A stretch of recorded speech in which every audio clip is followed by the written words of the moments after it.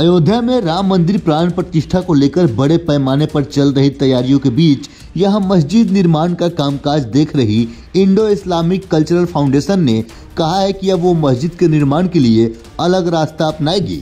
राम जन्मभूमि बाबरी मस्जिद मामले में सुप्रीम कोर्ट ने राम मंदिर निर्माण के लिए आदेश देते हुए धन्नीपुर में मस्जिद बनाए जाने के लिए जमीन देने का आदेश दिया था। एक रिपोर्ट के मुताबिक धन्नीपुर में मस्जिद बनाने का काम चालू नहीं हो सका है। ऐसे में IICF ने कहा कि अब वो राम मंदिर की ताकत के साथ इसके लिए फिर से मुहिम की शुरुआत करेगी। इसके लिए बीते साल नवंबर में नियुक्त किए मस्जिद विकास समिति के नए प्रमुख हाजी अरफात शेख सामने आए हैं। शेख महाराष्ट्र से बीजेपी नेता हैं। इससे पहले जामिया मिलिया इस्लामिया के आर्किटेक्चर फैकल्टी के पूर्व डीन प्रोफेसर SM अख्तर ने धन्नीपुर मस्जिद के लिए एक योजना पेश की थी। 4500 वर्ग मीटर के इलाके के लिए बनाई गई इस योजना में मस्जिद के साथ साथ एक अस्पताल, एक सामुदायिक किचन और एक लाइब्रेरी और एक रिसर्च सेंटर की जगह भी बनाई जाएगी। अब हाजी अरफात शेख ने कहा कि इसका इरादा भारत की सबसे बड़ी मस्जिद बनाने का है, जो ताजमहल से भी बेहतर हो सकता है। इसके अलावा यहाँ दुनिया का सबसे बड़ा कुरान रखा जाएगा, जो करीब 21 फीट का होगा। उन्होंने कहा कि पहले इसका डिजाइन अंडे के आकार की तरह दिखता था, मस्जिद जैसा बिल्कुल नहीं है। इतना ही नहीं, हाजी अरफात शेख ने कहा कि 0 कुर्बान फुटप्रिंट वाला डिजाइन होगा और इस पर पुणे के आर्किटेक्ट इमरान शेख काम कर रहे हैं।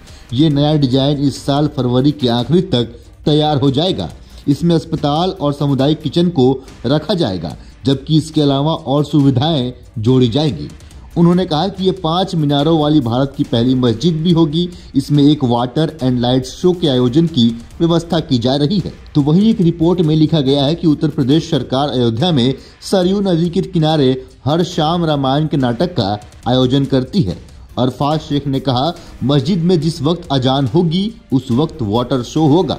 मस्जिद में रोशनी की व्यवस्था इस तरह की जाएगी कि शाम होते ही बत्तियां खुद जल जाएं और सवेरे अपने आप ही बुझ जाएं। युवाओं के लिए मस्जिद में एक विशाल एक्वेरियम रखा जाएगा, जो दुबई के एक्वेरियम से भी बड़ा होगा।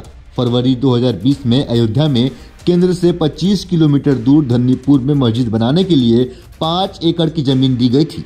इससे पहले सुप्रीम कोर्ट ने नवंबर 2019 में अपने आदेश में 16वीं सदी की बाबरी मस्जिद की जगह पर राम मंदिर बनाने का रास्ता साफ कर दिया था।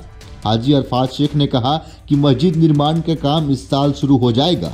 उन्होंने कहा कि इससे पहले कुरान की आयतें लिखी हुई एक ईंट यहां से सऊदी अरब के मदीना भेजी जाएगी। बाद में इस ईंट को भारत की सभी बड़ी दरगाहों पर ले जाया जाएगा और आखिर में इस मस्जिद में लगा दिया जाएगा।